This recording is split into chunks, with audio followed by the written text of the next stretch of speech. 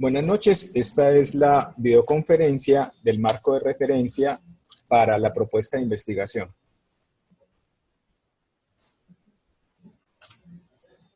Bueno, nuevamente vamos a partir de la definición de las etapas de un proceso de investigación. En la videoconferencia anterior estuvimos tratando los componentes 3 y 4, objetivos y justificación. En esta ocasión vamos a dedicarnos al marco de referencia. Y como nos lo indica esta pregunta, ¿quiénes han investigado anteriormente sobre el tema planteado? Bien, entonces nuestro marco de referencia, aquí en este marco de referencia es donde vamos a, primero, a ubicar nuestra investigación y a ubicar el conocimiento previo que existe con respecto a nuestra investigación y ubicar también al lector. Bien, entonces por eso es que nosotros, siguiendo la metodología de Carlos Méndez, tenemos acá 4 diferentes marcos. El marco de referencia, como se indica al comienzo, toma en cuenta el conocimiento previamente construido, pues forma parte de una estructura teórica ya existente, porque no tiene sentido enfocarnos en conocimiento que ya existe. Repetir el conocimiento que ya existe sería una pérdida de tiempo, desaprovechar el conocimiento que ya existe. Entonces, ese conocimiento lo vamos a ubicar en los diferentes marcos. Primero, el marco teórico. Descripción de los elementos teóricos planteados por uno o por diferentes autores. Permite fundamentar el proceso de conocimiento. Esta fundamentación pues tiene que ver con conocer la estructura, conocer la clasificación, conocer este conocimiento, valga la redundancia, establecer unas conexiones de este conocimiento con otros conocimientos previos. Por ejemplo, si yo estoy estudiando el tema de la tributación y me interesa, obviamente, las reformas tributarias, yo tengo que comenzar a estudiar, por ejemplo, ¿qué son los tributos? ¿Por qué en un país hay tributos? Eso me va a llevar a estudiar la política fiscal. Entonces, dentro de esa política fiscal, yo tendría que mirar qué clases de política fiscal hay. Entonces, me daría cuenta que hay una política fiscal que se llama expansiva y otra política fiscal que se llama contractiva. Y yo, en ese marco teórico, necesito explicarle al lector qué es una política fiscal contractiva o restrictiva, que es cuando el gobierno utiliza los tributos, utiliza los impuestos para recaudar dinero. Una política fiscal expansiva es cuando el gobierno, en lugar de tomar dinero del público por medio de impuestos, lo que hace es entregar dinero al público por medio de subsidios. Entonces, todos esos elementos que he mencionado, política fiscal, expansiva, contractiva, impuestos, subsidios, pues toda esa información yo necesito aclarársela. Bien, les recuerdo que esta videoconferencia la estoy grabando y al final se las voy a compartir por el aula virtual. Bien, entonces, retomando. Marco teórico, lo que hago es presentar la información que tiene que ver con mi objeto del conocimiento. Segundo, marco conceptual. Dice, definición y delimitación de los conceptos relacionados con las variables de investigación. Básicamente, este marco conceptual es para hacer claridad de términos que son claves. Es algo parecido a un glosario, ¿cierto? Sino que yo no voy a escribir las palabras como en un diccionario, por ejemplo, impuesto, dos puntos, y dícese de tal cosa. No, pues no lo voy a copiar como si fuera un diccionario. Impuesto, que entonces dice si la palabra es masculino, femenino, si es un adjetivo, si es un sustantivo. No, yo simplemente voy a definirlo y para definirlo pues puedo apoyarme en información que ya existe. Y eso quiere decir que me veré obligado a hacer una cita de texto o una cita por autor, dependiendo del caso.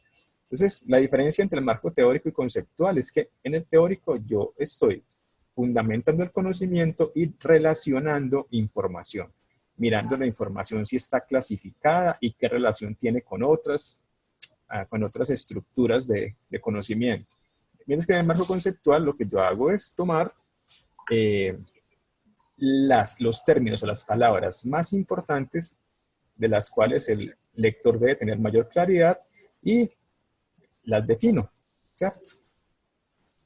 El marco espacial, este ámbito puede ser un grupo social, una organización, una zona geográfica. Por ejemplo, el marco espacial puede referirse simplemente a una empresa. Si estamos haciendo un proceso, una propuesta de investigación sobre una empresa, entonces el marco espacial me va a decir dónde está la empresa, en qué ciudad está, además de eso, si esta empresa tiene otras sedes, además de esto, si esta empresa tiene también operaciones a nivel internacional, ¿cierto? Marco espacial. Pero también el marco espacial puede ser un grupo social, es decir, si la propuesta de investigación tiene que ver con un grupo de personas, por ejemplo, si tuviera que ver con el grupo de vendedores informales que trabajan en el centro de la ciudad, ahí tenemos todo tipo de vendedores informales que venden alimentos, que venden herramientas, que venden todo tipo de objetos. Entonces, ese grupo social serían los vendedores ambulantes o los vendedores de la economía informal. O una zona geográfica en particular. Usted pudiera presentar una propuesta de investigación acerca de los cultivadores de papa, y para eso tendría que definir un área geográfica, ¿cierto? ¿Dónde están esos cultivadores de papa? ¿Dónde están esos productores de derivados lácteos, ¿cierto? Dependiendo del caso. El marco temporal especifica el periodo de tiempo al cual corresponde la información que servirá para el análisis en la construcción del conocimiento. ¿Con qué tiene que ver esto? Cuando yo tomo información histórica, por ejemplo, que estuviera planteando un estudio para analizar cómo ha sido el comportamiento de la inflación o cómo ha sido el comportamiento de la política tributaria, yo tendría que definir en Colombia un periodo de tiempo. Les diría que esa información tiene que ver o se cuenta a partir del año 2000 hasta el año 2015. Un ejemplo, ¿cierto? Entonces pudiéramos plantear una investigación donde armemos una base de datos con información sobre impuestos, Producto Interno Bruto, inflación, IPC y un montón de variables que debemos delimitarlas en un periodo de tiempo. Por ejemplo, entre el año 2000 y el año 2015. Adicional a estos 4 marcos teóricos que nos presenta Carlos Méndez, también pudiéramos, dependiendo del caso, tener estos otros marcos. El marco jurídico o legal, el marco histórico y el estado del arte. En este marco jurídico o legal es para tener en cuenta si hay una reglamentación, si existen unas leyes, unos decretos, unas ordenanzas, incluso la constitución política, si existen un aparato legislativo que está relacionado con el problema que intentamos resolver. Pues en el caso más concreto, en lo que tiene que ver con todo el proceso de las NIF, ahí tenemos un marco jurídico, tenemos la ley donde se establece la incorporación de la implementación de estas leyes y tenemos alrededor de esto toda una normatividad, ¿cierto? También, en demás cosas, si fuera un asunto que tiene que ver con el gasto público, con el gasto que tienen las empresas del Estado, con el gasto, por ejemplo, de los departamentos o los municipios, pues ese marco legal tendría que ver necesariamente con la ley orgánica del presupuesto y toda la reglamentación que existe para hacer esa gestión de los recursos públicos. Un marco histórico tiene que ver, el marco histórico, por ejemplo, no aplica tanto en las propuestas de investigación de contaduría pública, porque este marco histórico, pues como su nombre lo indica, toma en cuenta unos referentes históricos, unas situaciones históricas, unos momentos determinados. De hecho, un ejercicio en el que sería obligatorio el marco histórico tendría que ver con un análisis de las reformas tributarias en los últimos 20 años en Colombia. Eso necesita un marco histórico porque necesitamos saber cuál era el momento que vivía Colombia hace 20 años, por qué se hizo la reforma tributaria, cuánto dinero se esperaba recaudar, ese dinero qué fines tendría, ¿cierto? Y eso estaría asociado a un programa de gobierno de un presidente y así sucesivamente. Pasemos al siguiente presidente, qué reforma tributaria hizo, qué momento vivía el país, cómo eran las condiciones macroeconómicas del país, cómo era el empleo, la inflación, la tasa de interés, la tasa de cambio y todo lo demás. Generalmente, a grosso modo, en las propuestas de ustedes, no veo necesario tener un marco histórico. Pero en todos los trabajos sí es necesario tener un estado del arte. Porque el estado del arte, les recuerdo que hace referencia a lo último al último conocimiento que se ha generado, ¿cierto? Son los avances a donde ha llegado el conocimiento en el tema que a ustedes les interesa. O sea que tiene que ver con la actualización.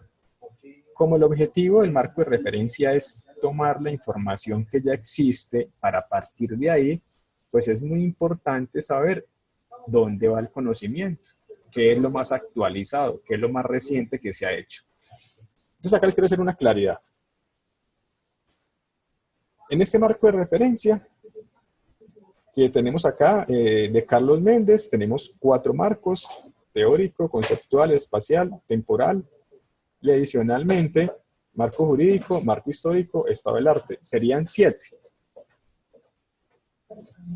El proyecto, dependiendo de las características del proyecto que usted esté realizando, puede que necesite tener los 7 marcos, o puede que solamente tenga 6 marcos, o 5, o 4, ¿cierto? Pero no un marco ni 2. O sea, yo estoy viendo que le voy a decir cuáles marcos deben estar ahí sí o sí. Independientemente del tipo de propuesta, usted necesita un marco teórico, sí, marco conceptual, sí, marco espacial, sí, porque siempre habrá una población involucrada. Los empresarios, los empleados, las personas del común, siempre habrá algo ahí. De pronto puede que marco temporal no, dependiendo del caso, pero los 3 primeros sí. Marco jurídico o legal, puede que sí, puede que no necesariamente. Marco histórico, no necesariamente, pero estado del arte, sí. El estado del arte es obligatorio en todas las propuestas porque es indispensable saber hasta qué punto ha llegado el conocimiento y qué es lo último que se ha logrado en el área de conocimiento que ustedes están estudiando. Bien, como toda esta información del marco de referencia es tomado de información existente, mire que acá le estoy diciendo, tome la información que existe. Yo en la justificación le decía, no tome nada de la información que existe porque son sus argumentos. En los objetivos y en la justificación, la redacción es propia.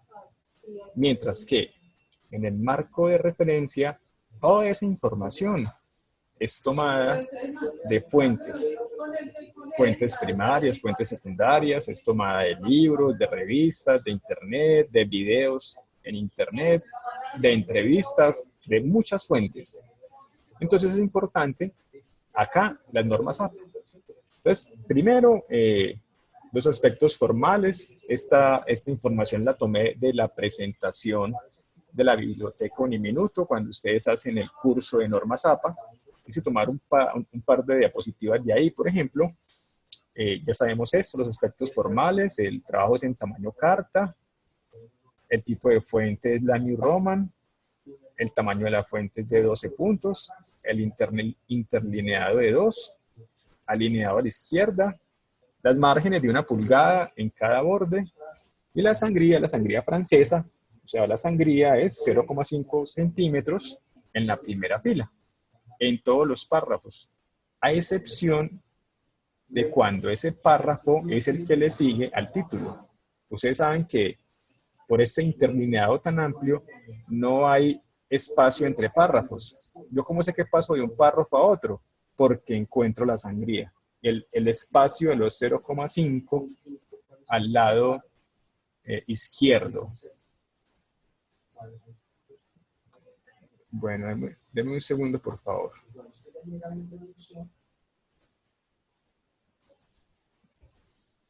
Bien, entonces...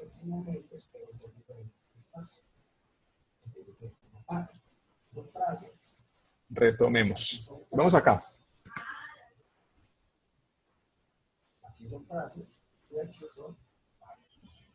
Bueno, un momento, por favor.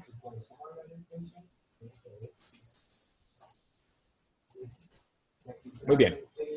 Estamos acá en una de las normas APA.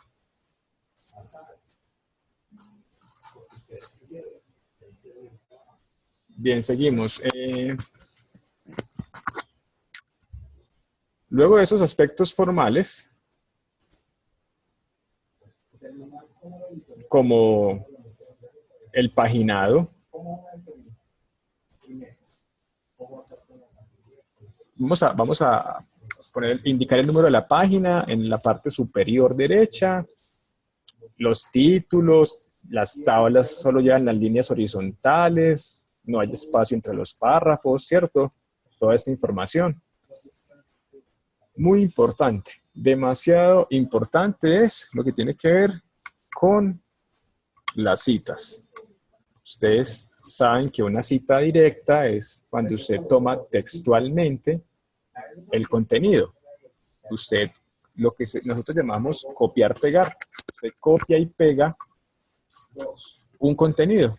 Ahora, dependiendo de del tamaño de esa cita, usted hace una cita textual, ¿cierto? De menos de 40 palabras. Hay una forma de citar esa información después de ese texto de 40 palabras, entre comillas, usted va a indicar el apellido, el año y la página, el apellido del autor, el año de publicación del artículo o del documento y la página donde fue tomado ese contenido. Pero si ese contenido supera las 40 palabras, pues hay otra forma para gestionar esa información en el contenido del trabajo.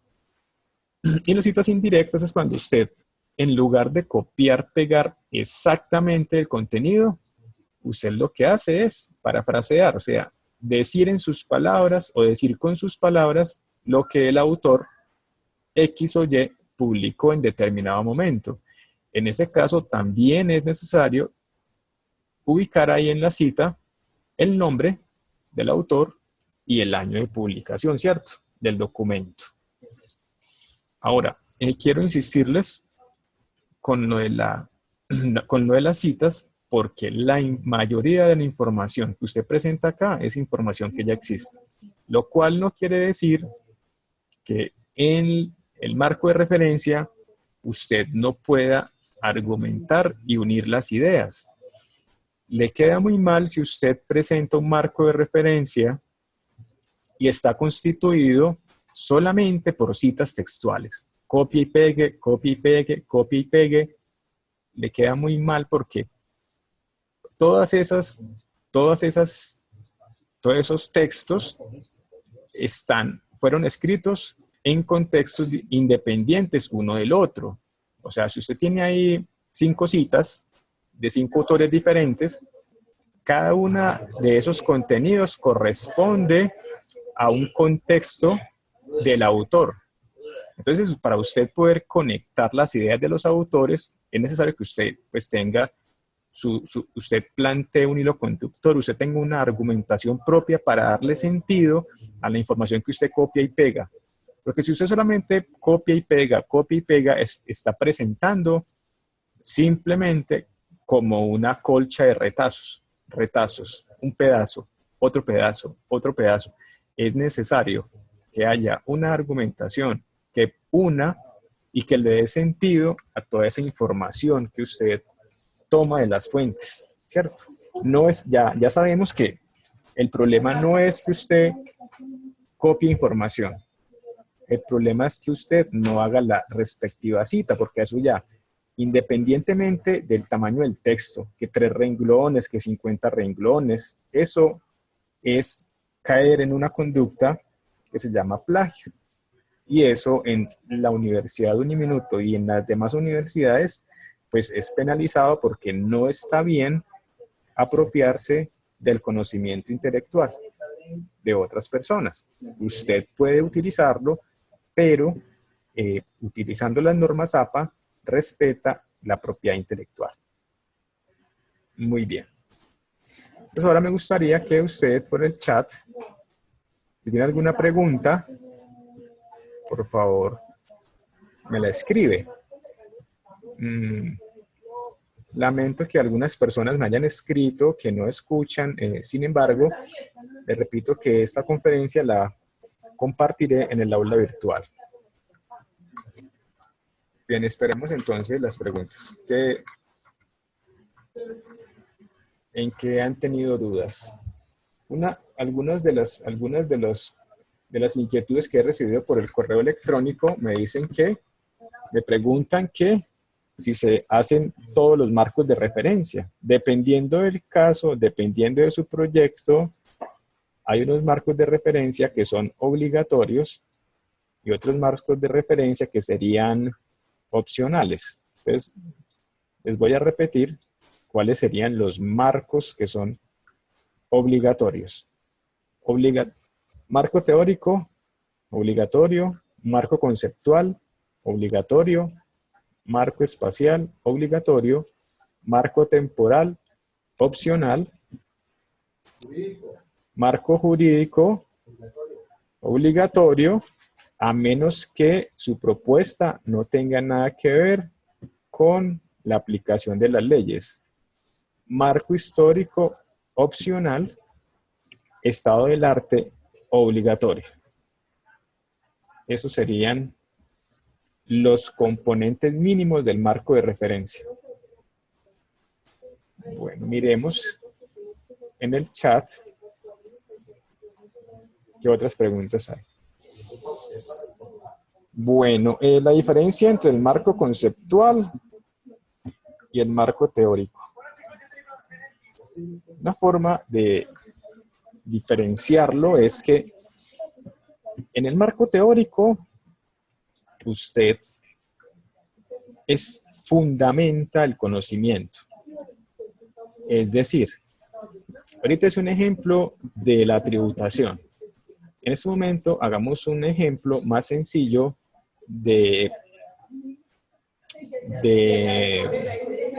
digamos, de biología.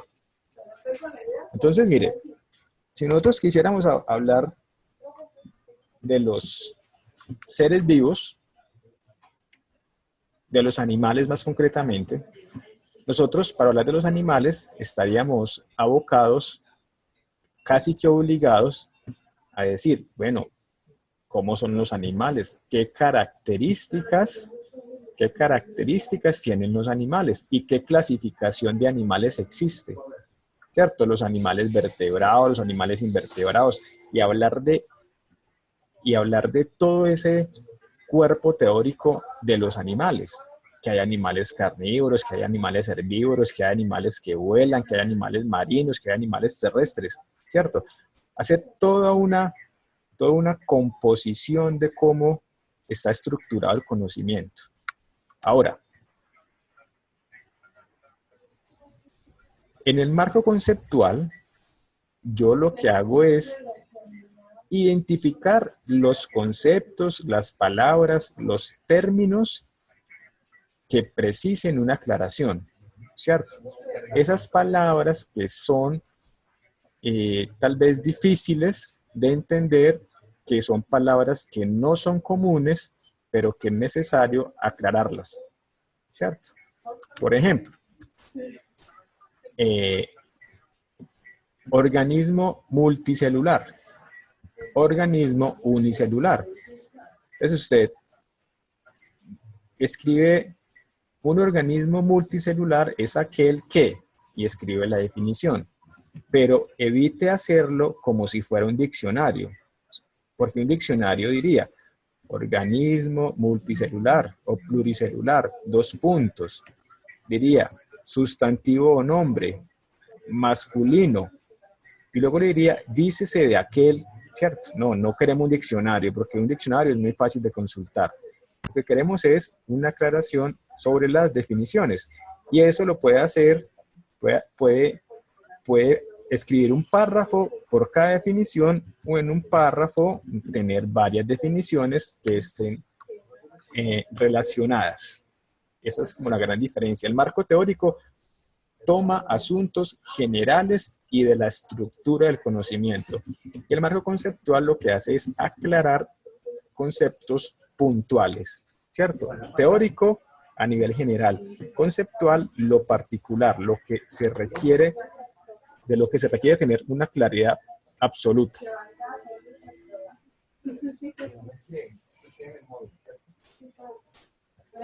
Bueno, en el cuerpo del trabajo hay un capítulo que se llama marco de referencia. En ese marco de referencia van cada uno de esos marcos, es decir, el nombre del capítulo, suponiendo que sea el capítulo 4, capítulo 5, marco de referencia, capítulo 5. 5.1, marco teórico. 5.2, marco conceptual. O sea que, como decir que el marco de referencia es el título y los diferentes marcos, teórico, conceptual, espacial, son los subtítulos. Claro, porque de esta manera, identificando los marcos, es que el lector se va a dar cuenta que está leyendo el marco teórico, el marco conceptual, el marco espacial. Es necesario especificar cuál es el marco el cual se está leyendo. Tenemos aproximadamente 5 minutos antes que se nos acabe el tiempo de la videoconferencia. Ustedes saben que por Zoom el tiempo es limitado. Pues digamos que la extensión de los marcos, cuántas páginas cada marco, pues eso depende de la complejidad del tema que usted esté tratando. Es un tema muy complejo, es un tema nuevo, es un tema que poco se ha investigado, requiere un marco de referencia amplio, ¿no? Si es un tema que no es tan complicado, que es algo que ya se ha venido tratando, que digamos es algo tradicional en el asunto de la contabilidad, finanzas, administración y economía, como por ejemplo la auditoría, los impuestos, pues no necesita mucha descripción. Sin embargo, 2 páginas por cada marco es una buena medida del trabajo. Una buena medida de que se pretende aclarar y de que el investigador tiene claridad del tema que está tratando. Entonces, en promedio, 2 páginas. Tenga en cuenta que el interlineado es doble, 2 páginas realmente no es mucho contenido. Pues, qué buena pregunta que me hacen por acá acerca de las citas. Pues usted puede alimentar su marco de referencia con el número de citas que usted considere necesarias, lo que usted quiera.